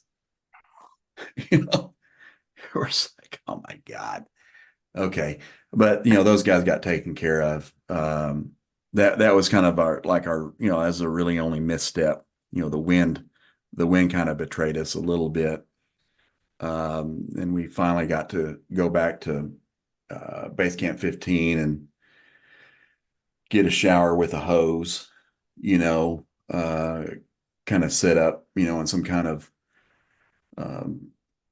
wooden kind of a structure, Right. Like shacks, but yeah, almost. kind of a little wooden shack there. And we was in the big tents, and, guys are making homemade hooch and stuff, those getting the sugar packets and the dehydrated uh, fruit and stuff, you Of know, course. you I know, mean, it wouldn't be Marines if they weren't doing something like that. So, oh, absolutely. yeah. Guy passed out, over there, there's a place where you could go relieve yourself in these little barrels, and the guy's passed out, one of our guys is passed out over there. Um, you know, just pure Some of ignorance. yeah, some of the stuff you remember, it's very funny, like to think about. It's just crazy. The Yeah, stuff you're that happened. making, yeah, guys out there making prison hooch, um, and it, and and coming home, you know, it was a incredible experience coming home. It was, we got all the welcome and more that the Vietnam guys didn't get. Yeah, It was, I I don't think that I can tell people how much that is appreciated. you know, it, it, it almost felt like too much sometimes, just how thankful people were. Yeah. Everybody was very, eh, we had a lot of solidarity in America at that time. We were all very on board. Yeah. Um, and just coming home from just walking into the airport, I mean, it was people were lined up cheering. Wow. The bus ride into Camp Lejeune, people were standing on the sides of the roads. It was, and then when I came home to Vian, Hmm. um, on the school marquee, Yeah. had my name, welcome home. Hmm. Um, I had gotten letters from, I don't know if you know Jane Stites. She was a Yeah. kindergarten teacher, Hmm. great woman, rest in peace. She died just a couple years ago, I believe, from COVID. But her class adopted me, her uh, kindergarten class adopted me. So they'd send like, letters and stuff whenever we could get. So I went and talked to them. I came in my chocolate chip camis. Yeah. I brought a gas mask, to show them because that was a real feature apparently of that war because they had talked about it a lot. Hmm. So I let the kids check all that stuff out, and it was really cool. And um, I was off for about 2.5+ weeks on leave, and for Hmm. that first week, I ended up going to every elementary class because No. a teacher would ask me, I'd go in, I'd tell the same stories, very clean PC versions, Right. uh, elementary appropriate. And, I'd tell them, how we had to put on our gas mask and how long we had to do it and how you put it on, how you would, you know, blow it and seal it, And so every class I had to put on a demonstration of how quickly you had to get that on. And Yeah. I ended up, like I said, every teacher would then ask, and it took me a week to go through all the classes Wow. during the That's day. And I even did even did a few of the junior high classes. Um, just because I got, man, I don't even tell you, dude, it was just, I was getting taken out to dinners and, uh, man, it was nuts. It was really cool. So I kind of felt like I owed, you know, them something because you not only got stuff from one class, but other classes would send you yeah. stuff, because there wasn't a ton of us. Vian's a small town. Oh yeah. I mean, I think we had under like 60, 57 people in our graduating class, Hmm. something like that. And there's not a ton of guys that was over there during that time, just a very, very small amount. So um, that was probably the coolest thing is getting to come home and, talking to the kids and letting them check it out. And had one of them run off with my gas mask so he could see himself in the mirror. he, I was like, where's this kid going? Um, it was, it was great. It was very thankful, but then it also made me feel kind of a little guilty, Hmm. truthfully, because I knew how things were just not that long ago for the other guys that came home. So that really, I had actually a Vietnam vet take me out to dinner with his wife. Their kid was in that kindergarten class, and Oh, wow. so that was kind of cool. Got to talk to him, and um, he it's hard to navigate, when those, how someone else was treated Yeah. and went Yeah. through something so much tougher. Hmm. You know what I mean? Yeah. I I hear. mean, we had the we had the best word of being, you know. Yeah. I mean, it was like a professional boxer fighting a 12-year-old. That's You a good know, way. we were just, I mean, you know, we were just styling out on them. What Mhm.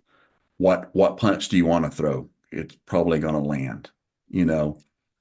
Um, and it was, it makes you feel a little bit odd too when you go through something like that, and then years later, this the newer generation, they're not new anymore. Mhm. These guys that went over to do the basic 20-year campaign, and it is a meat grinder. You know, you know it Yeah. it it, it you get your combat action and all that stuff, but you did stuff, but then some of these other guys that just did all that, man. It's it's always humbling, Oh to yeah. hear what other guys have went through. Yeah. I Um, think the same thing as like for my deployment, and then I mean, there was some not so pleasant moments during the deployment, but then you think about, the guys from Vietnam and what they went through, and I'm like, yeah, it's nothing in comparison. right. It's wild just to think that. Yeah, it really is. Those guys, brutal, you Mm. know. Um, And like you were saying, they didn't get the same welcome home. Uh, no. they were getting some complete opposite of what that was. Yeah, absolute 180, Mm. from what we got. It was, it was a good time to be in. I after we got back, they sent us right back over as a contingency force. Oh, really? Yeah, right back over. Okay. But this time we were on a float, so we floated over. Hmm. So we didn't fly. The other time we flew over, and Right. they had shipped our stuff in advance, shipped all the guns and everything in advance, and we flew over. This time we went back over on a LHA. It was a USS Saipan. It's out of commission now.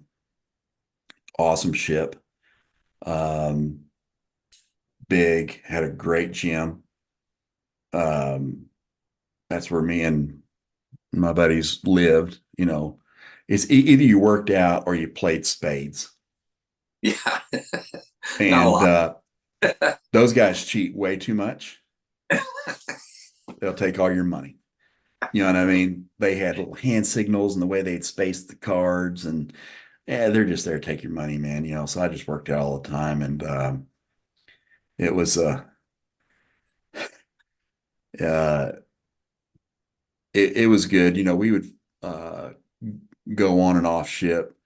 Once we got there, we would do some beach landings.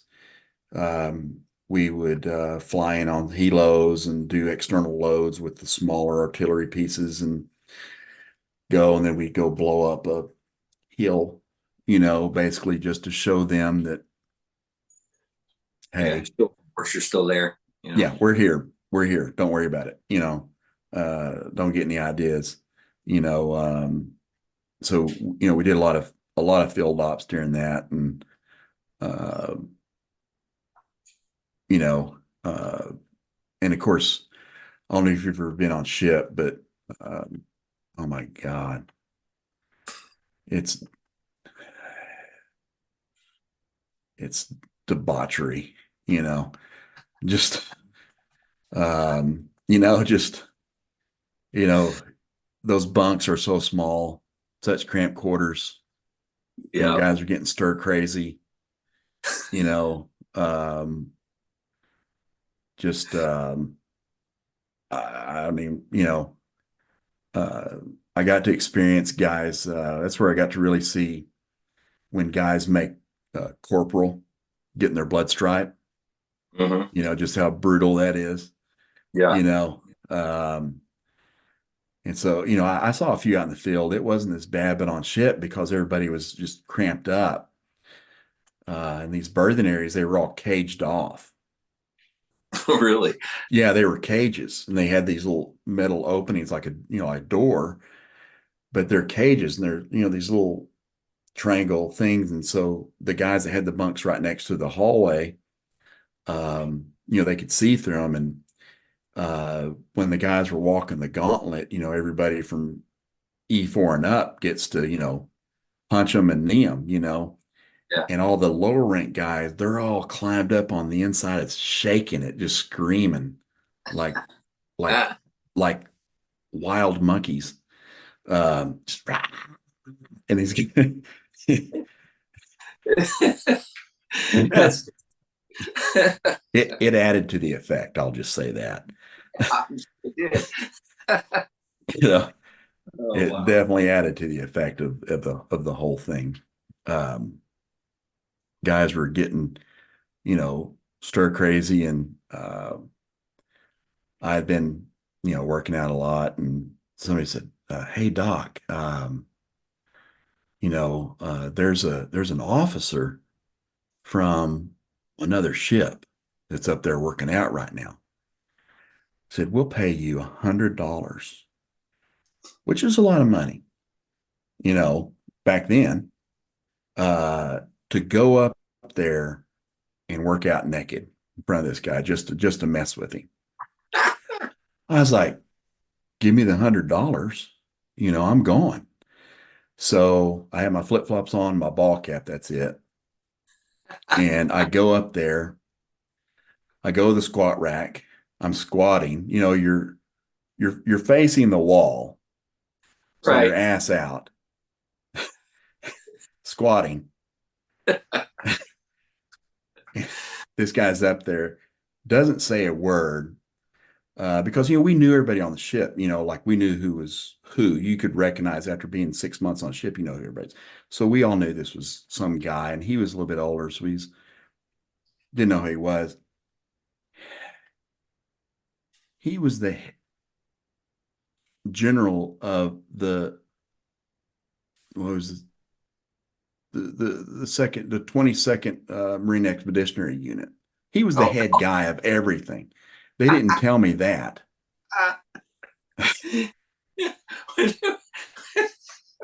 They didn't tell me that. I am so lucky. That's what happens. Yeah. You know what I mean? So this guy, yeah, he was seasoned enough not to even say anything, just like, I'm sure, I didn't get told that till after, so I ran onto him later. I think he recognized me. You weren't doing squats, were you? No, I wasn't. I was fully clothed, so he may not have recognized me. You look different with your clothes on. So the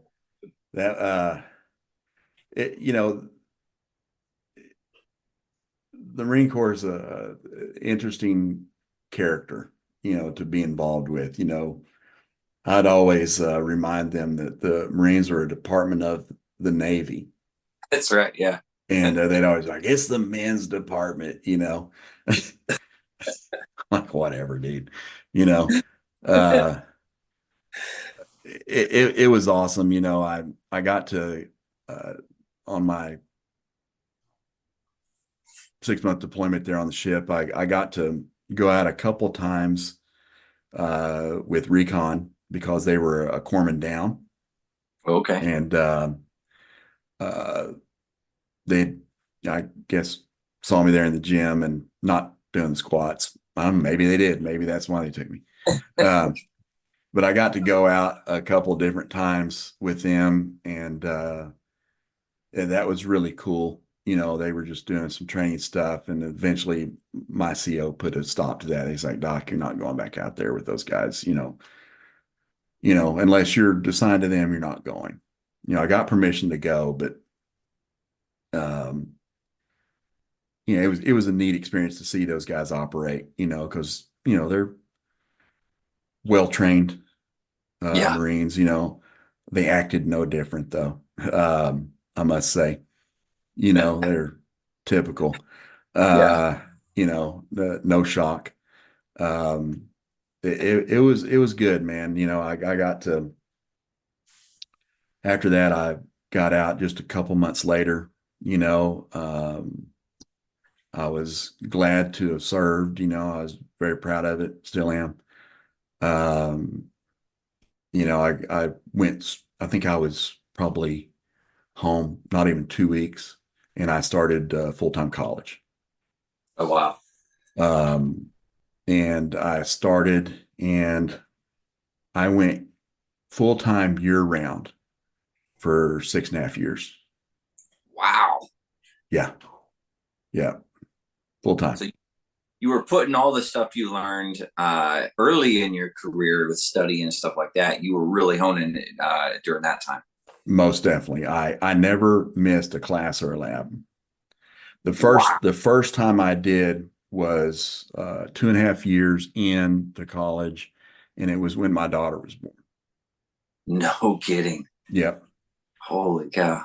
Um, and I was going to apply to med school, and a couple of my friends from Vian, Mm-hmm. Tony Brown and Steve Smith, Mm-hmm. they were in med school. Of course, they were ahead in college and everything of me because they didn't spend 4 years, you know, Yeah.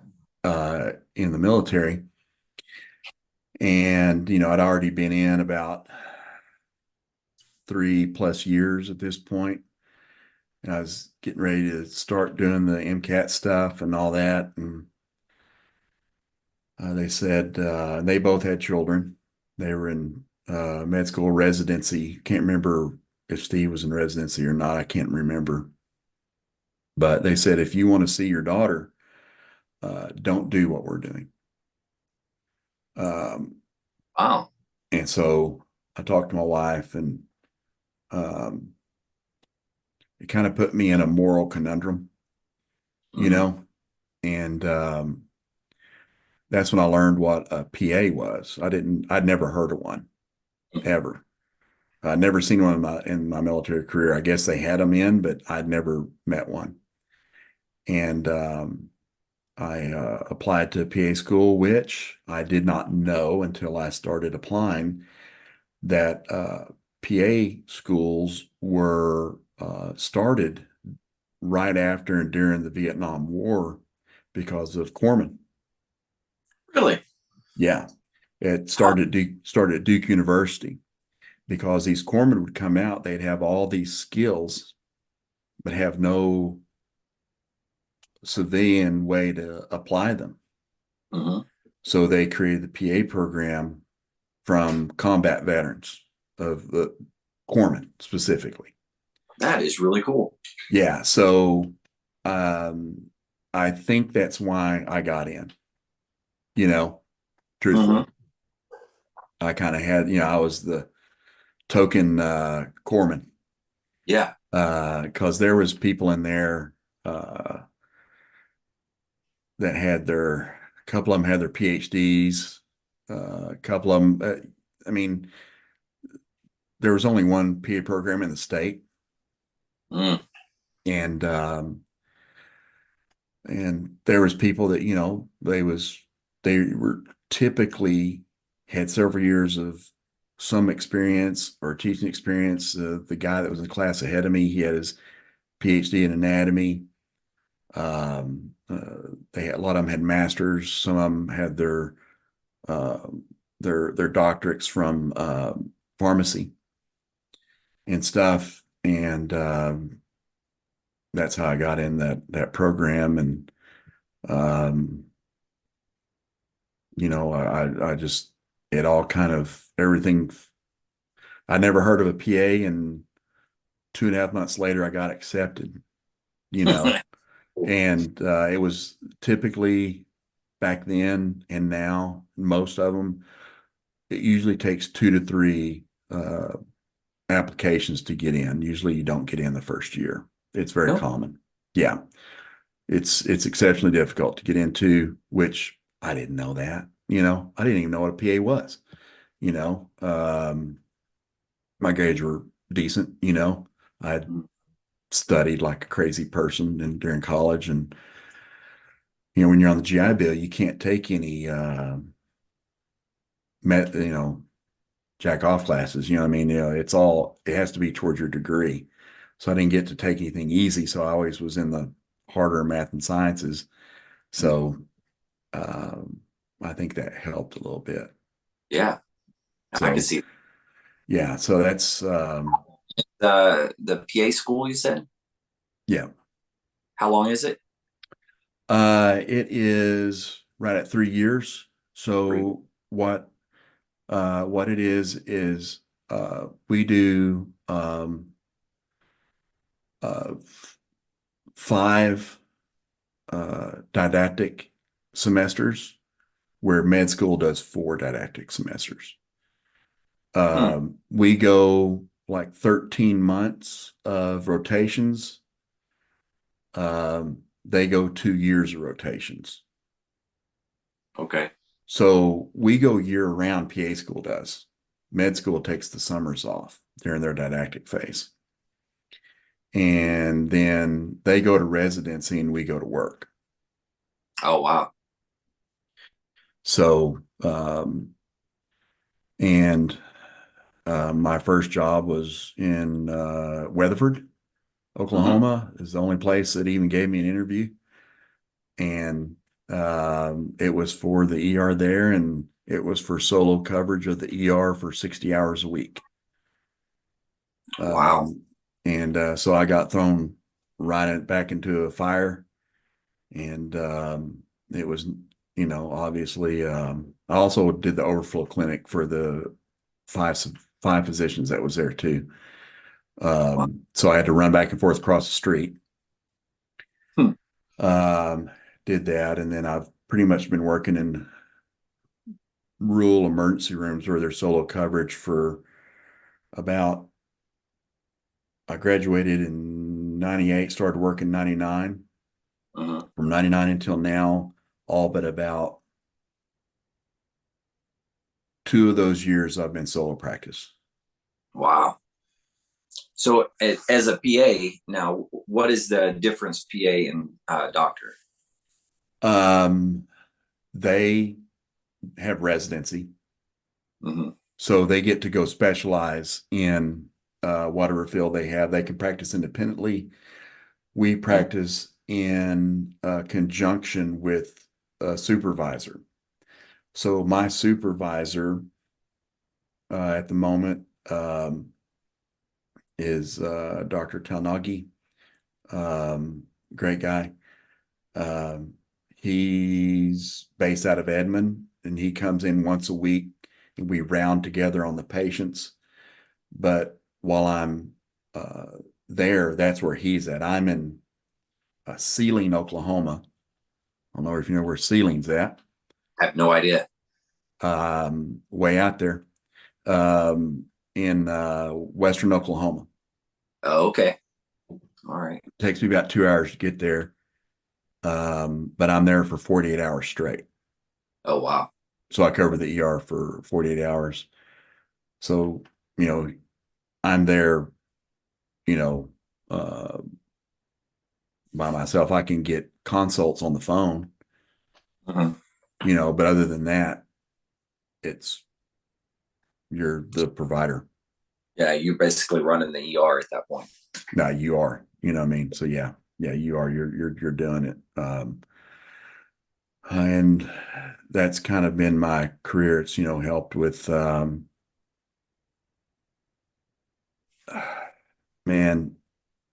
it's,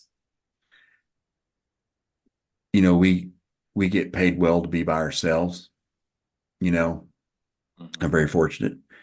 And it's all basically all comes back to me being a corpsman, Yeah. so the military, it was a excellent decision on my part. It may not always be the best decision for your mental health, you know, you know Yeah. what I mean? Um, we did have, a guy that did commit suicide from our unit. Mm. And it was the guy that when we both we were brand new to the unit, he got jumped. It was him. Okay. And he after the Gulf War, he went home and he tried to kill himself. And he put the gun in his mouth and he jerked to the side, and it took his nostril and his eye out, but it didn't kill him. Wow. And for some stupid reason, they sent him back to our unit to get processed out. Yeah. I mean, obviously he's on his way out. Obviously, we're going to keep him in. Yeah. But he did not necessarily get treated with the grace that you should have. That awareness was not around, or even it was never talked. None of that stuff is talked about. We didn't know that 21 veterans a day take their life. Yeah. You know what I mean? Mm-hmm. It was just looked at as a weakness. Yeah. And I have buddies now that they don't think that way anymore. You know what I mean? The guys I've served with, none of them think that way now. The awareness has come up. They see what the effects of even being what we went through is not good for you as a human. It's we don't supposed to be that way to each other, and now they see that. But after he got there, I had heard that, I wasn't around when this happened, but I was told that someone made the remark to him, I won't say his last name, but the gentleman that took his life, but they said his last name. They said, "What kind of Marine, gets a headshot but doesn't get the kill?" Oh my God. Yeah. Wow. And I went and talked to those guys. I was like, guys, he was never one of us. He's on his way out. Just leave him alone. It's like, what does it matter? Mm-hmm. You know what I mean? He never fit in. He's on his way out. Just leave him alone. Oh, fuck, him, all this stuff, all that, saying all those stuff. I'm like, all right, whatever, dude, but, you should leave him alone. Mm-hmm. I don't think any of those guys that said that would say that now. Yeah. I would put a big bet on that. But he went home and he killed himself after that. I don't know if that had any effect on it. I think it was a done deal. I think he was already a broken person. Yeah. And we've had some guys that have came really close to doing that. They've gotten themselves, proper help. Mm-hmm. Which, and that we have a group on Facebook that we all are part of, that everyone is very supportive of. If anyone has problems, I will take your call anytime. Anytime you have a problem, call, we'll talk about it no matter what. So I do think the awareness has been raised, and I appreciate the change in character, that some guys have taken. It's long overdue. Yeah, absolutely. And at the end of every podcast, I always talk about veteran suicide and stuff. But the VA has come a long way in helping and coming up with programs. Not just the VA. I mean, there's other veteran organizations that are big into helping and trying to come up with ways to support the veteran community and even active duty. in times of need. And even on the active duty side, the military, like the military doctors, they have been fantastic as of late. I got a phone call for the first time in my entire career, and they called and was like, "Hey, how are you doing?" And I was like, "What? What are you talking about?" Yeah. What do you mean? How am I doing? You came in and we helped you, but I just following up. How are you doing? And I was like, wow, that's the first time anybody's ever called me. So it was pretty wild. So it's gotten better. Yeah, yeah, and I really wish there was a way that we could screen people, before all that happens, but there's really no way to tell how a guy is going to be in combat or how you're going to react to certain things because there's too many things that can happen. Mm-hmm. And just the stress of being in that environment is a pressure cooker all the time. Yeah. Even in the rear, it's a pressure cooker. Yeah. You're around a bunch of guys, that's a bunch of warriors, and it's a rough environment. You're all, there's testing is continuous. You know, you don't get to rest on what you did in the past. You have to keep performing, and it's a harsh environment. Um, and medicine is like that a little bit too. You Yeah. know, um, it's a harsh environment. You have to perform. It doesn't matter how well you performed last week. How are you doing right now, right this very second? Mm-hmm. And you're constantly being judged by your peers, and sometimes it's a very good thing to be judged by your peers because sometimes they help you, Mm-hmm. so a lot of that stuff is it's people don't understand that, man. It's when you're around a bunch of war fighters, it's it's a it's a brutal kind of environment.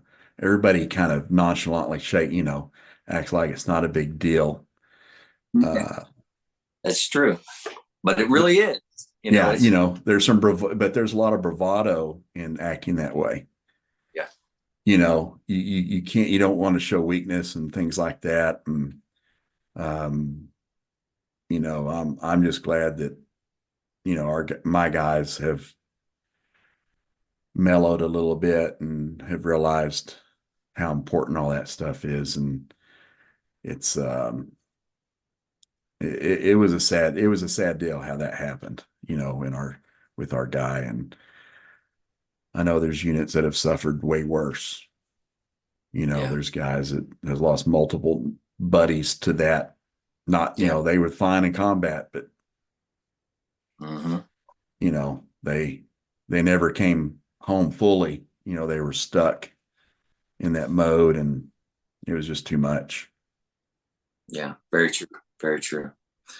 Well, hey, Brandon, we're getting close to time to wrap it up, but I wanted to give you kind of a last minute. If there's anything you want to say to anybody that might be listening or anything like that. Uh, man, I've don't ever think I've actually ever told my story fully out loud. I've given my kids pieces here and there, funny stories, some of the more silly stuff that, or maybe some more of the off color things, when they got older, something, you know, um, so something to remember them by, remember what your dad, the stupid thing your dad did. Um, it's an honor and a privilege to have gotten to served. None of it was taken lightly, and it's not for everyone. You know, um, I'm glad there's still people that's willing to step up and do this kind of thing. I gladly pass the torch, on, and I know they do things different now, and I know I did things differently from the old guys. So it's all something's always new. Just because it's new doesn't mean it's bad. You know what I mean? The way they do things. So I appreciate all all the men and women that,